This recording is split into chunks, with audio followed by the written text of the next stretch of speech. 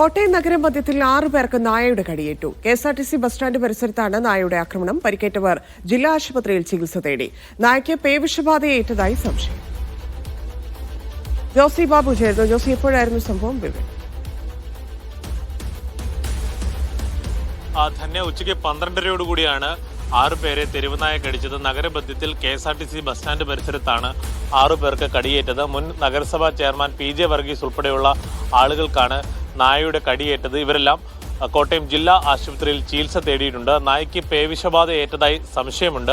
മൃഗസംരക്ഷണ വകുപ്പ് അധികൃതർ നായയെ പിടികൂടി നിരീക്ഷണത്തിലാക്കി. നായയ്ക്ക് പേവിഷബാധ പരിശോധന നടത്തുമെന്ന് മൃഗസംരക്ഷണ വകുപ്പ് അധികൃതർ അറിയിച്ചിട്ടുണ്ട്. പരിക്കേറ്റ 6 പേരിൽ 2 പേർക്കാണ് ഗുരുതര സ്വഭാവത്തിലുള്ള പരിക്കുകളുള്ളത്. എന്തായാലും ഇപ്പോൾ അവരെല്ലാം ചികിത്സ തേടി മടങ്ങിയിട്ടുള്ളതായാണ് അറിയുന്നത്. എന്തായാലും സംസ്ഥാനത്ത് വീണ്ടും തെരുവുനായ ശല്യം വർദ്ധിക്കുന്നതിന് നേർചിത്രമാണ് കോട്ടയത്തെ ഇന്നത്തെ സംഭവം.